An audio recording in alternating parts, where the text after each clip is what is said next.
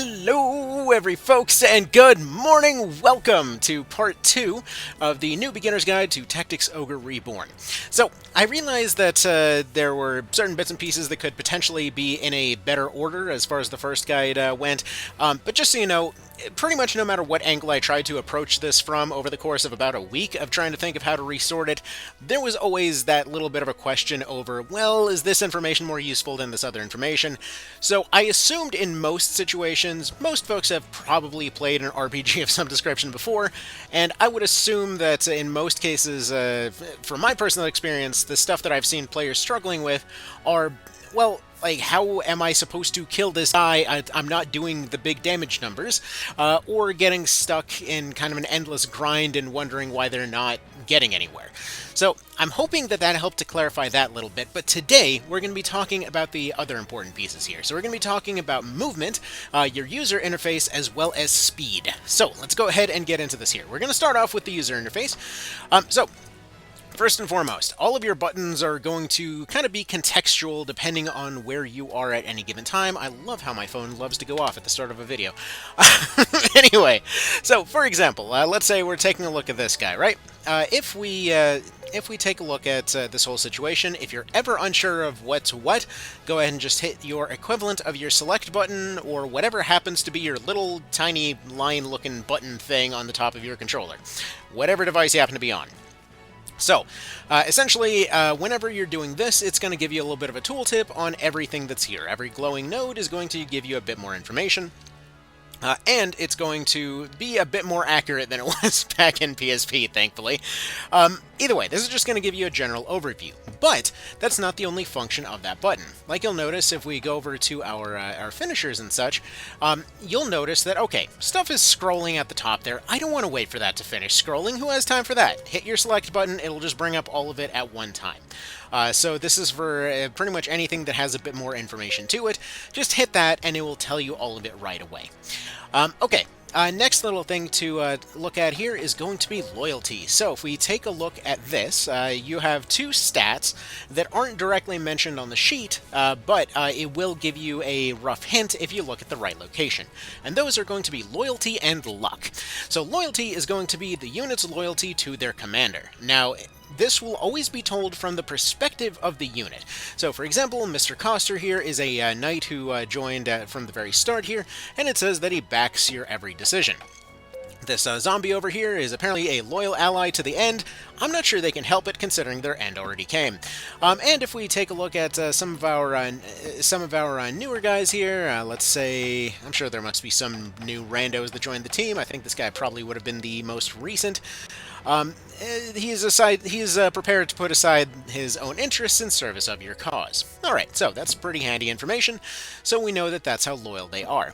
Now, this isn't only useful for your own people. Your own loyalty doesn't really matter too much. There is a defection mechanic if you treat your units badly enough. It's very rare that you're actually going to run into it. So, loyalty is one of those mechanics that you'll hear about every now and then, but just so you know, it's not really that important.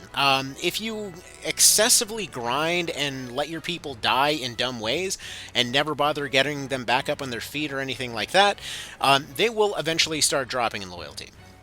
However, that being said, it's very rare. Like, you have to go really far out of your way to make that happen. You have to be doing absolutely degenerate levels of grinding in really, really diminutive ways in order to be able to make that happen. So, like 99.9% of the time, you are going to completely forget the loyalty mechanic is there for your side. The 0.01% is one particular character, a certain archer, that you'll know when it happens if you take the neutral route, at which point there is exactly one scripted event where one character's loyalty drops to 10 out of 100. It's a score from 1 to 100. Essentially, if you treat them badly for a couple of fights, they will end up defecting. If you play with them normally, they will just go right back up in due time there. If you ever find yourself in a position where somebody's loyalty has dropped down, The simplest way to make it immediately go up to maximum is to switch him over to another weapon skill and have him swing that weapon around a few times. They're like, oh yeah, cool stick, man. Thank you, boss. I love this cool new stick. And then you just switch them right back to your old weapon, and there you go. They have learned a new skill in your care. They are now very happy with their new hobby, and they'll just go about their day. Okay? So, if you ever heard anybody warning you about the loyalty mechanic, it's super easy to play around. Okay. However, this is very important to keep in mind when you're looking to weaponize your recruit. So, for example, if we were to go and take a look at this fight over here that's coming up, we'll see that there's going to be many soldiers potentially available. We don't have a class yet that can take advantage of this guy or any of these golems, but if any of these other units were to get close, we might be able to take a look. Like, for example, this guy kind of hates his boss. Though not openly discontent, this unit will not speak against those who are. Yeah, he's not terribly happy. What about her? The unit is prepared to put aside its own interests in service of your cause. One thing you'll notice is there's oftentimes a little bit of a story whenever you're looking at all of these people. Like, you'll notice a lot of times... Like, you gotta wonder what's going on with this guy. Not only does this unit disagree with your decisions, it appears to openly revile you. So what's this guy's story? I don't know. His Wind Archer is apparently... Let's see, is it this guy? Is it this guy? Yeah, it's this one over here. So, occasionally you'll wonder what the story is. Like, why exactly does that guy over there and this ninja hate them so much? Like, in the case of this ninja, he's pretty much getting sent out to the front immediately. It's understandable what's going on there. I guess this guy's just really unhappy about hanging out on the flanks. I don't know. But there will oftentimes be a story. Like, there's one fight in particular during one of the just kind of generic fights that you run into, where pretty much everybody hates the guy except for the one knight that stands right next to him. So, again, just a fun little storytelling thing you'll notice every now and then. But we know what a couple of easy recruit targets are potentially going to be using the UI. Okay, next thing that you can tell from the UI is luck. So if you go down here, it'll say today's fortune, and then it'll give you a fortune reading of the day. Now, this is a score that goes from 1 to 10. It won't give you an exact amount. But here's the interesting thing. Essentially, every character's day will be better or worse. Characters legitimately do just have good and bad days. So this will be going up and down randomly over the course of the game. Every day you pass through, they will just kind of go up and down in a certain rhythm. I don't know what this whole rhythm is. The only game that I know that it's actually been broken down scientifically was Night of Lotus, and it was like a 3-page long explanation over how complicated it could potentially get. So anyway, just so you know, don't worry about it. It just randomly goes up and down. That's what you need to know. So essentially, every character will have a different luck depending on the day. However, you can also boost this through luck boosting items. So, for example, Denim's necklace is going to be the first piece of luck equipment that you get, and this is typically why he'll end up having he'll typically end up having a pretty nice day. What's funny is that in many cases, it may seem like he might potentially be outperforming other people or landing more crits or what have you, because natural crits are pretty rare. But if you pick up a crit card, you'll start noticing them all the time.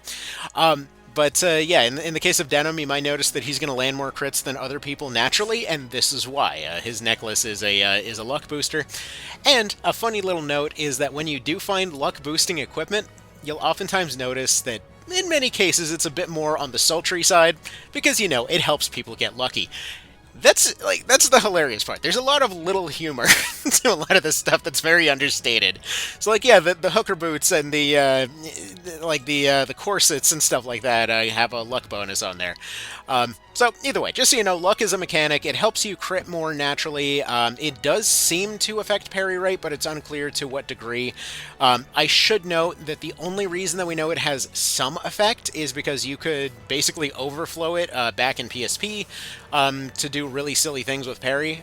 In this case, they've actually capped it off at a certain point, so you're not, getting 100% parries all the time, basically.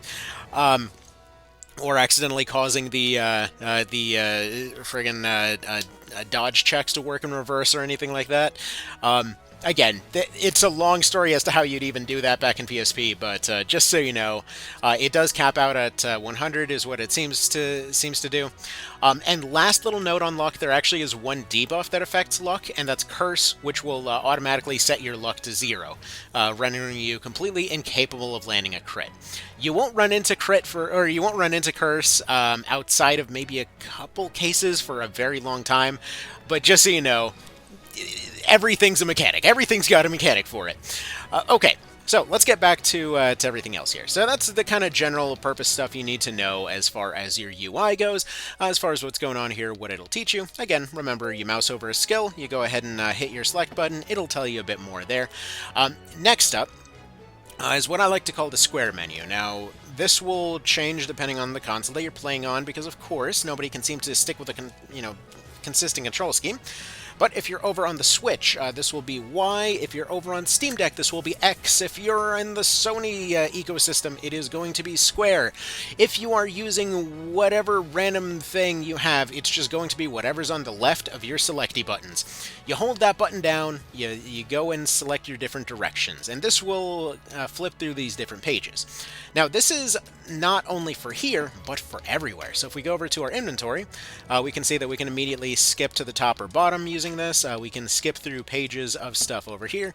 If we're looking for a particular spell, we can also quickly scroll through stuff here. This is something that works in a lot of different menus, and will just generally help you navigate faster. So just so you're aware, that is once again a thing.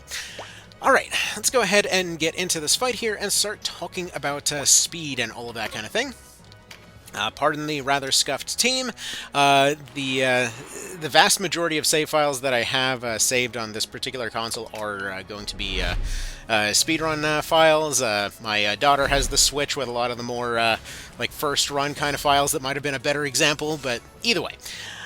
So let's go ahead and talk about movement, positioning, and how you should handle these things. So you might be worried, based off a few things that were mentioned up to this point, about recovery time. So when it comes to recovery time, this is something that's mostly there for cutting people off. Is a good way to think about it.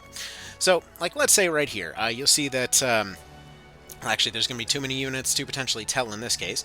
But for example, let's say we wanted to make sure that we got to a certain tile before some certain other unit, and they were moving very quickly.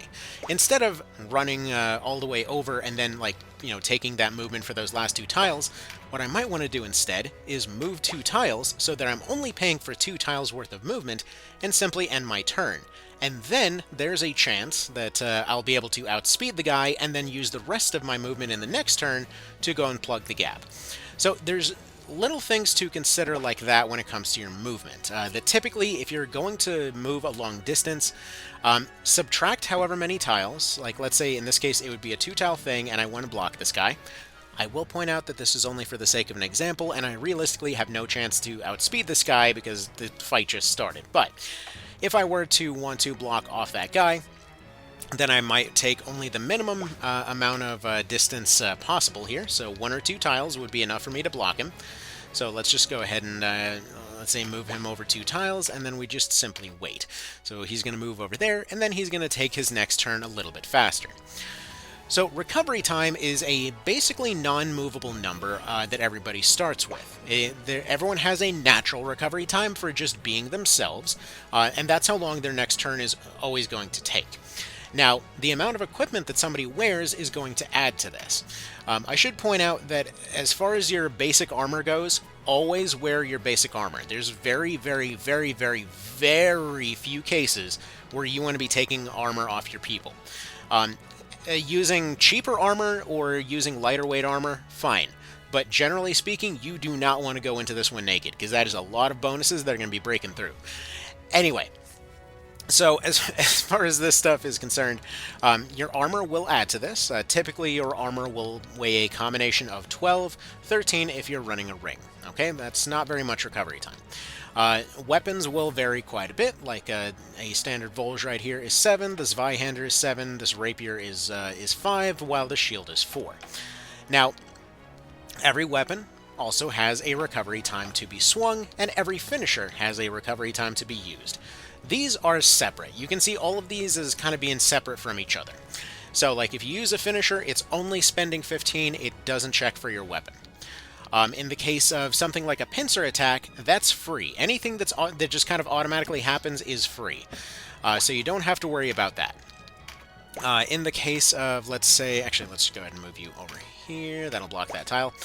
So as far as recovery time goes, generally speaking, you want to try not to stretch yourself out as far as your movement goes.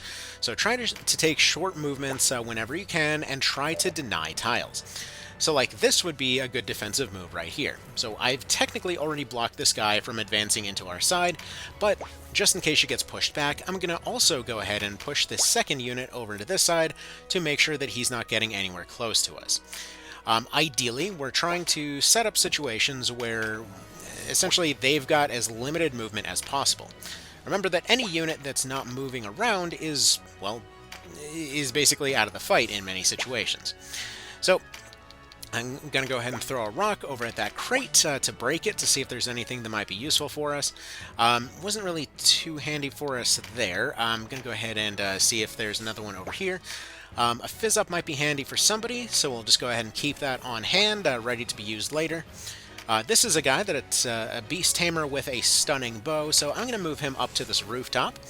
I'm going to let him get exposed to some fire. So one thing to consider whenever you're going and sending your units up to the front is how much exposure they can realistically take and how they can deal with the enemies around them. So like the way that I'm seeing this right here is this guy is vastly over-leveled compared with everybody else. Again, you know, speedrun scuff. Now, I know that these guys, being big, heavy rock guys, are not going to be able to reach him. This guy, though, probably will. However, he is water and this guy is fire. So he's going to be able to resist that, and additionally, he put up a debuff here in order to, or sorry, he put up a buff to make sure that he can dodge him. So we're going to put that up right there, and we're going to go ahead and kind of set his back and side over this way so that he is a bit more tempted to run up and attack. The AI will always be tempted to try and attack from the back. Anyway, so with that being said, we'll just go ahead and leave him right there, and he has a skill to put on Fearful Impact, but for now I don't want to do that.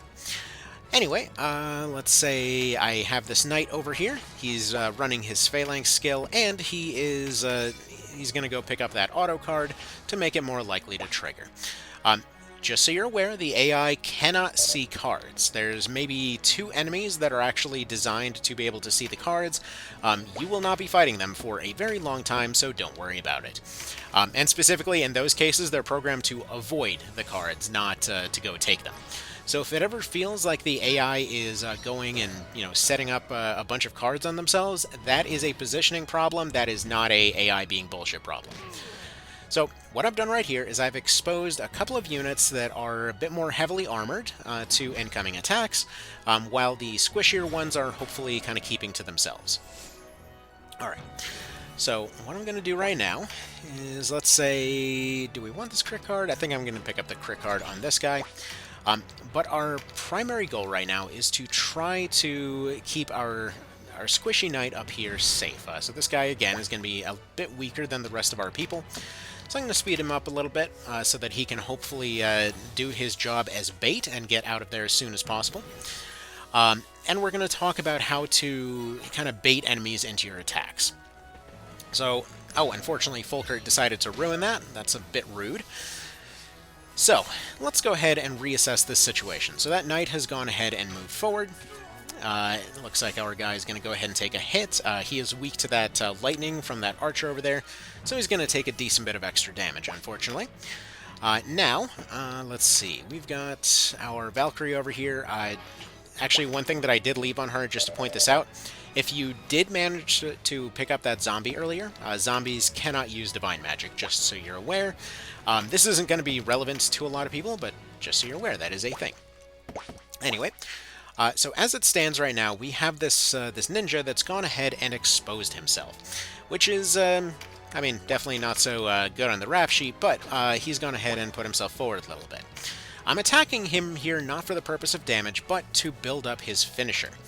You see, this guy's finisher over here is water. It only costs 40 MP, and you typically will get 10 MP back per turn. So what I'm doing is I'm attacking him to get a bit more MP, and I'm hoping to use this unit over here to block him off, so that he can't run and this finisher can finish him off. Alright, so that's how we're kind of dealing with isolating enemies. So we're going to try to cut people off as much as we can, and try to block enemies off as much as we can. In this particular case, she's going to go ahead and use this debuff that she's inflicted to go ahead and just directly 1v1 this guy.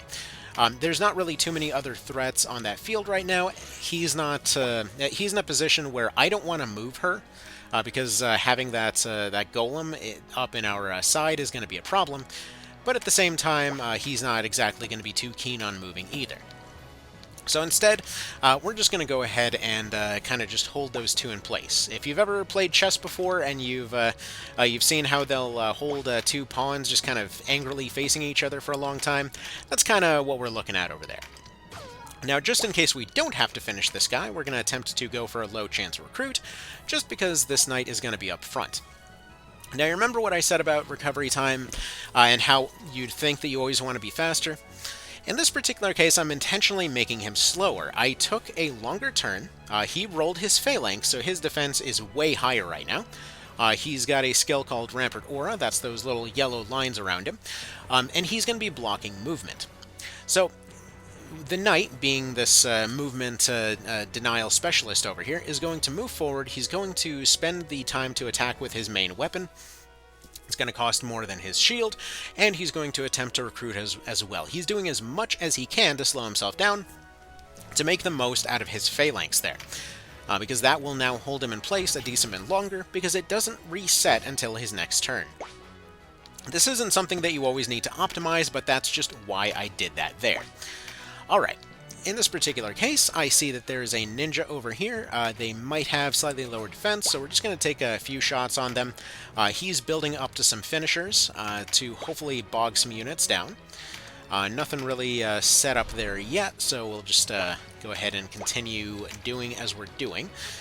He took a little bit of damage. I don't know if the healer over there is going to bother actually healing him, so we'll just go ahead and have him ready to go. So in his particular case, he does have debuffs that I'll be looking to use later. So like Sleep and Paralytic Wave, combined with this concentration over here, means that he, despite having very bad casting stats, will still be able to at least have a chance to hit those debuffs. This again doesn't sound very impressive, but it is a very useful thing. Now, in this case, I'm actually going to go ahead and do a bit of a positioning move. I am going to power up this this golem over here, but I'm going to use that shield bash to move forward and take this spot right here.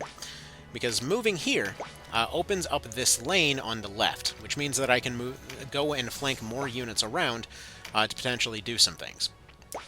Alright, now, Shortbow guy over here is currently looking pretty okay. Yeah, we might be able to take a shot on this one, but their defenses are still too high for this weapon. For a longbow, it might work, but for now, not really. He's mostly using this bow for the stun effect, looking to try and inflict a stun for relatively cheap. So in this case, because this guy got strengthened a little bit, we're going to go ahead and go for that stun. Looks like we rolled it, and we're going to go ahead and block this guy right here. Since we didn't recruit him earlier, we're just going to go ahead and stay here, block this tile, and he's going to be building up towards his finishing move right over here. So both these archers are just looking to set up to try and bully some units later. So now that we've opened up that left lane, Sistina is going to go and start moving forward. We can continuously keep kind of pushing that line there. So it's tempting to do the standard RPG thing of damage, damage, damage, but the more that you position people well, the more that you can make sure that they're not hitting you, and you're getting plenty of attacks on them. Last note that I want to mention on both speed and positioning and all of that is that when it comes to your healing, trying to divert healing is a valid tactic. So, in many cases, you'll notice that the teams will be running several healers, or will be potentially running a lot of healing items. Now, it is tempting to simply say, oh, healing is bullshit, it's not fair, but there is a far better way to handle it, and it depends on what you're facing. You'll notice over time that pretty much everything is situational in this game. So, like, let's say, in this case, we're not seeing a whole lot of healing, so simply setting up a kind of a war of attrition here, where we're trying to deny their offense as much as possible, is going to be pretty useful for us. Actually, the main issue that we're facing right now is that their casters are doing a lot of damage. So, as you can see, they're going and they're stacking out some of our units, which is not ideal. So we'll deal with that in a moment. But essentially, as far as dealing with healers, we don't really have to worry about that here. Let's say there's several healers, though. That's when something like Poison is a very incredible tool. See, healers can heal in one place. Units move around, so even if you end up poisoning an entire group of units, they will scatter about all over the dang place. So effectively what this means is that you can make sure that that healing is spread about all over the dang map. That they're spending a lot of their time trying to heal off individual units instead of simply going and trying to heal one guy, you know? So, anyway, point being, they're wasting their time, they're wasting MP, they will run tired, they will heal the wrong targets, there's a lot of things that can happen. Alright, next let's talk about this Fear and Breach combo that I was talking about earlier. So right here, we're going to position this guy over here. Bear in mind, he is almost half the level of this unit that he's fighting, and this guy is essentially going to theoretically hit him for 87. Now, the Fear is going to reduce everything about this unit. It is going to completely cripple them. If you're looking for one unit that will completely turn the game into easy mode if used properly, use Terenites. Don't try to turn your entire team into Terenites, but just like typically a team of 1 or 2, will anywhere from 1 to 3, actually, depending on how you want to use them, will do the trick. And you can use these as a hitting guy, like we're doing right here. Like, this will just completely annihilate this guy's defenses. As you see, his attack went from 87 to 61 as far as all that went. So he's not really even threatened by this unit that's twice his level. Actually, because this guy decided to move backwards, we now have an opening to go punish these guys over here. We now have them completely closed off in this alleyway, so they're functionally out of the fight. But what we talked about earlier with kind of opening up units for big finishes and stuff like that, as you can see, if we use this finisher on him right now, it would go up to 290, and that's with him resisting it. Because as you see on the bottom, being air, he is resisting the fact that we're earth a little bit. However, this guy over here is a perfectly valid target for this big old finisher right here, taking off a huge chunk of his health, just due to the fact that the finisher is water and he is, he is fire. Alright. So, with that said, let's go ahead and start pushing through here. These basic attacks are now going to start completely carving through this guy. And we're going to attempt to do a bit of a diagonal recruit right here. So, recruit will fall off with every tile that you move away from the center. Typically, you will never see a recruit past, like, 2 tiles. The option is technically there if you want to mess with somebody. Like, for example, if one of the funny interactions of a recruit is that if you manage to successfully recruit somebody and they have a physical nullification up of some kind, so like the evade skill off the hoplite or whatnot, or the nullify strike spell from the warlock, it actually counts as a physical move, so you can convince somebody to drop their shield. Anyway, you won't see that for a long time, but we're going to go ahead and attempt to go for that recruit just in case. But since he didn't want to join, we'll go ahead and take a bit of a shot here. So we're going to go ahead and put our Tremendous on. We're going to go ahead and finish him off. As a bit of a funny note here, we can actually do this guy as well. You remember how we were doing, what was it, like 20, 30-something damage to this guy before? Well, that's a nice 336. Well, in that case, 332 plus another 10 for a knockback that we can do there instead. That's how much of a difference multiplying and breaking defense makes on your archers. That was without any physical cards, that's without any strength and buffs, that is without an elemental advantage. It is massive how much of a difference that can make. Alright, so we'll see if this guy wants to hand over his spells so we don't have to buy them. It looks like he wasn't feeling it. In that case, he's going to get cut, and we're going to wait to recruit him, and/or he'll probably just die to the wizard right here, because the AI loves to go for kills. But anyway.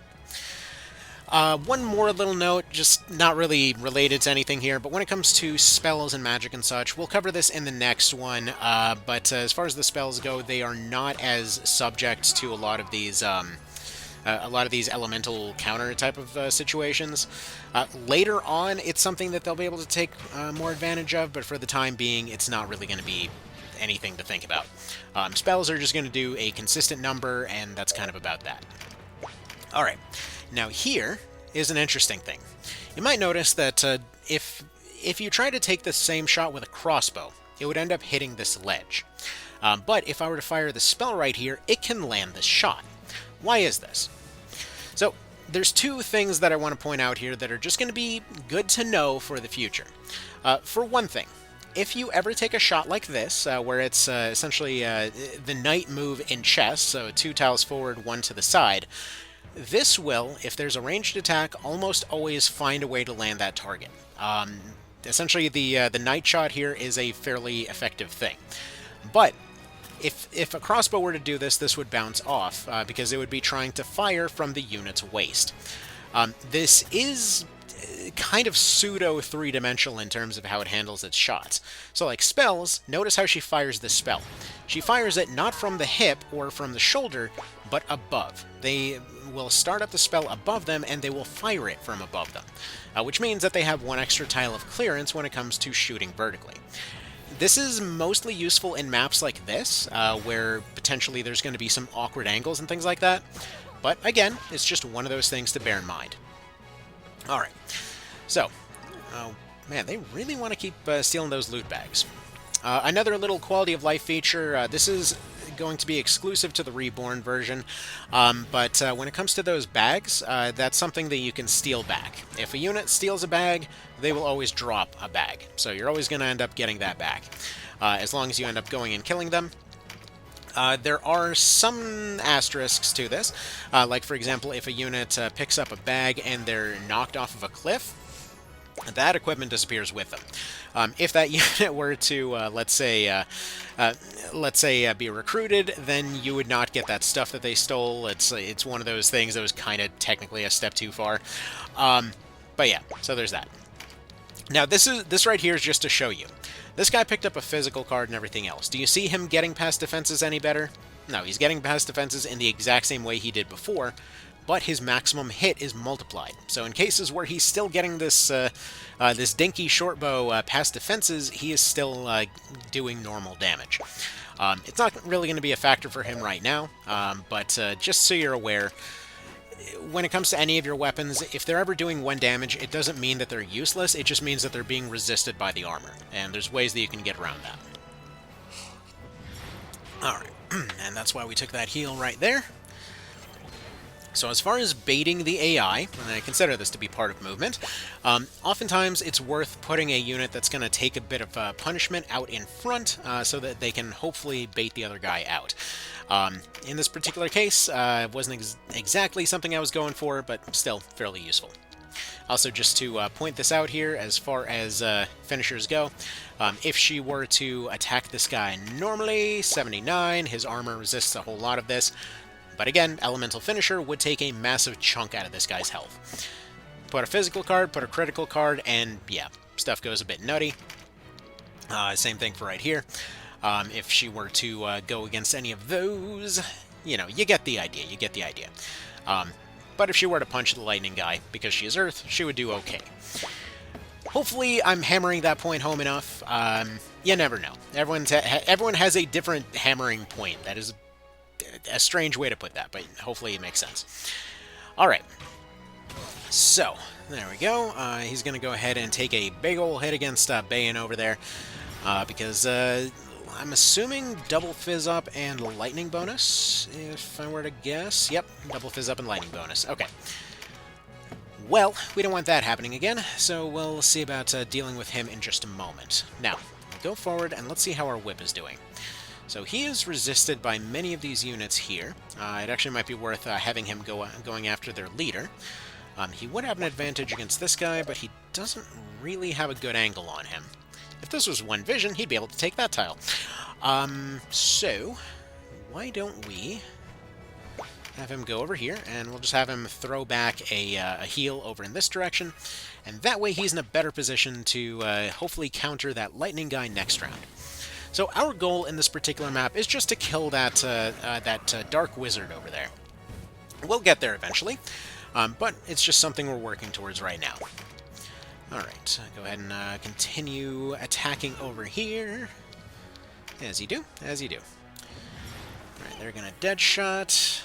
Oh, actually one little movement tech that I forgot to mention that you can start in Chapter 2. So any unit that's got Rampart Aura rank 2, if you turn them sideways, you can prevent a unit nearby you from escaping. Essentially, you're turning to grab them, if that makes sense, where your Rampart Aura will actually extend 2 tiles around you. Actually, does this guy have Rampart? I don't believe he does. I'll show this with the Dragoon in just a moment. So, like you see right here how it extends 2 tiles. So those 2 tiles will go through everything. So if you, for example, orient the unit that they're facing to the side, they will be able to grab the units nearby them. That's not the official explanation, but that's the explanation I prefer to go with. Alright, let's go ahead and move forward a little bit more, see about shutting off this guy's accuracy. Wasn't feeling like happening, unfortunately. But still, we're blocking them, we're pushing them backwards, we're making our way through here. We're throwing some units off to the flanks there so that they're comfortable in kind of moving themselves backwards. Again, this isn't for damage bonuses. You can hopefully see how all of this bounding maneuvering is actually potentially giving us benefits in all kinds of weird ways. We're going to continue firing on this guy. Hopefully establish some defense breaks on him later to get some better numbers. And we're going to attempt to recruit this ninja. So let's go ahead and take a little bit of a slash, take a little bit of a recruit. How's your day going, lady? She apparently says no. Unfortunate. Alright. Instead, we're going to attempt to recruit this boosted Hawkman over here. If we can get to him. Do you have a crit? You don't. If she takes a basic attack, it's a bit risky. She either rolls her 25% chance to knock this guy backwards, or she just does a little bit of damage and gets taken out, which doesn't really benefit us very much. Instead, we'll make her a bit more likely to be recruited by taking a quick little Vulcan Lance over here to tap her health down, and we'll go ahead and pick up this card here so that none of their birds can. So denying cards is also a valid strategy. Now, I don't know if I mentioned this about the cards last time, but they actually will spawn at different rates. So, skill cards are going to be the vast majority of the cards that can spawn. Just so you know, there is a maximum of 10. So if there's a bunch of props that are broken, I believe it was something like there's a 40% chance for them to each spawn one of those cards or something. Either way. As far as those cards are concerned, you'll see a maximum of 10 that can spawn at any given time. As soon as somebody collects one, you'll notice another one ends up spawning in. Depending on the intensity of the fight, there will be different amounts that are potentially spawning. So, for example, in a lot of kind of extreme boss fights and stuff like that, you'll notice that they wanted to go for a bit more of an extreme tempo. So you'll see cases where they'll end up spawning a lot of them at once, and in many cases they'll be spawning on the other side. It's essentially the game's way of telling you, okay, you're supposed to be at a disadvantage here. Anyway, let's see, there's an opportunity right here to go do a little bit of a cherry tap, but we're trying to move this guy, try to block the stairs so that he doesn't have an escape here. There we go. You see what I was talking about, crit multipliers right there? That was a big old meaty number on that. Man, Bane is just barely hanging on there. It's kind of impressive that he's made it this long. This is like the perfectly unideal scenario for him. Alright. Even though I probably could send her around the flank to do something, I just want to have her attacking in that direction for the time being, continuously hacking away at what's there. We're not... The important thing to really focus on here is the fact that your people are working as a team. That this is a team effort, it's not an attempt to go for the biggest numbers possible.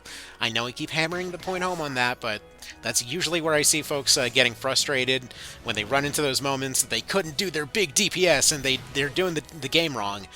Low DPS, you know, just good strategy fundamentals are well, gonna be really solid in this game. Alright, so, let's see. Let's go ahead and attempt to... Do we just consider Banner write-off? Nah, well, whatever. We'll give him one more shot here. I probably should be healing Sistina, but we'll go ahead and give him one more shot here. Here, let's see. Do we have any way that you can... Yeah, you can go ahead and block these tiles. You'll notice that some units are actually innately able to do certain things. So, like, let's say the case of the Rune Fencer and Valkyrie, they're going to be the first case of a unit that's able to walk through water for free. Everybody else can do that once they upgrade their armor, but Valkyries and Rune Fencers can do it for free. Alright, so in this case, she's got a lot of MP. Ooh, actually, she can just go ahead and one-tap this one. What's the recruit look like on you? Okay, you either join us at 2% or you're toast, lady. What's it going to be? Okay. Death it is. And delete. Alright, there we go. Nice, nice happy deletion over there. Alright. Got some dark weight ready to go. What do we want on this? This guy is currently breached. Who do we want here? Thinking we'd probably just go finish off this ninja, so we'll go ahead and move him over here. And I should point out, I forget what this guy's deal is. I think this was the guy with, like, phenomenally low dexterity or something. There was something weird about this guy that made him misbehave as far as archers went, because I remember he didn't end up lasting too long in the speed run. But yeah, all your units will technically have randomized stats, and how much that actually affects you will be entirely situational. Alright, she gets her meditate, and what's she gonna do? She's gonna go ahead and throw a heal forward. Fantastic. If you're wondering why I didn't heal that Amazon that's on the ground up there, while she would have gotten an instant turn, there's nothing she could realistically do with it right now. And this is, just so you're aware, a completely, like, kind of chaotic, scuffed way to be playing. If you want to play more conservatively, there's definitely ways to play more conservatively. So don't take this as gospel as, like, being the only way to do stuff. This is just the way that I prefer doing stuff, alright?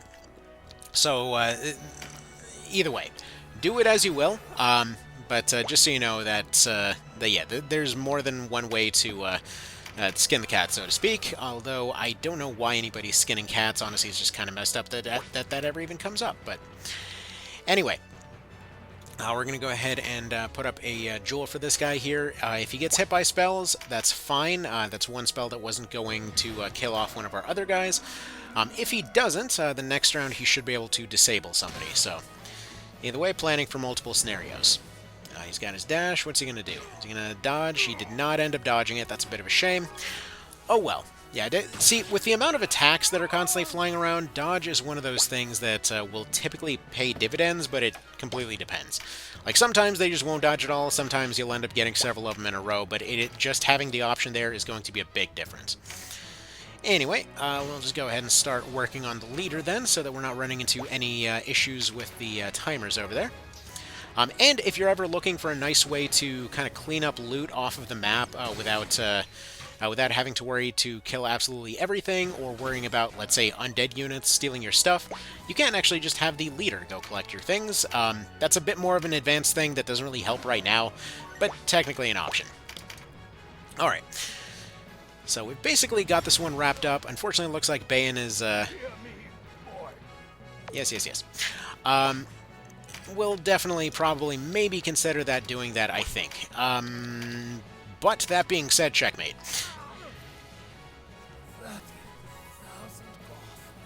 Yes.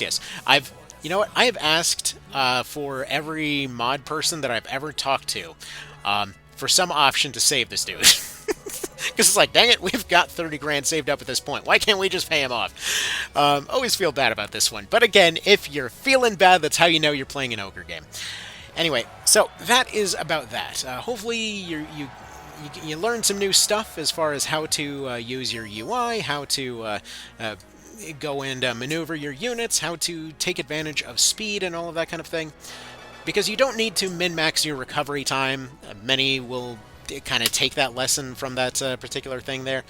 you don't need to min-max it. Recovery time is just something to be aware of in those situations when you feel like you're not going to have enough speed to do something. So any character can be fast enough. And in many cases, a low RT might be a good thing. Like, one of the nice things about Terenites is if they get knocked down, even though they have a higher recovery time than many other units out there by a little bit, that's also a little bit longer that you have to go and revive them. So, one last note, actually, as far as the UI is concerned. Let's go over to the shop here, because he just reminded me. If you go to the shop and you go over to your consumables, so hit down, go to sundries, and go to used, there is a quick restock option that will allow you to quickly restock any items that are equipped but you don't have enough of. And they will remain on this menu, so if you decide, okay, that's not going to be enough, I want to restock on more of them, then you can go ahead and select them from the drop-down list, and it'll give you more. Additionally, if you go over to the crafting menu and you want to know which ones are going to have some kind of effect on there, so like let's say we go over to these gloves over here and say we want to save some money and we only want to get the ones with a secondary effect, then we go over we go down the list, we use that square menu from before to go 2 things to the right, and we see these ones are going to poison, this thing is going to silence, we've got this thing that's going to fall strike for us, we've got this thing that's going to breach, we've got this one that's going to misstep. Don't really worry about that misstep. However, it is a nice one-handed axe that's going to last you a decent while, so there's that. So yeah, and on top of that, if you go one menu over, it'll tell you who can actually equip it. So that's also handy information to know, especially when, for example, in some cases, certain bits of equipment won't be usable by different people. So like one-handed axes are fine for knights, but two-handed axes are for Terenites and such. So there's that. And then, let's see, one more thing just to point out from last time. You remember what we talked about, those 100% hit chances? So there's a lot of things in the crafting thing here that are going to be important as far as that goes. So if you ever wanted a guaranteed chance to petrify, silence, poison, charm, or stun from 2 to 4 tiles away, you have access to the blowguns at this point as well. So something to keep an eye out for. And additionally, if you want to have a really, really long range stun, then you have the bowgun +1. One of my personal favorites for the early game, because this is going to be pretty meaty damage for whenever it breaks through, but man, oh man, oh man, does this thing love to shut down entire parties. Anyway, so this one has gone on for quite a lengthy bit of time here, so I hope this is helpful for y'all. Thank you for stopping by, and then next one, we're going to be covering wizards and such, and what you need to know there. Alright, so I'll see you in the next one. Take care, and thank you for stopping by.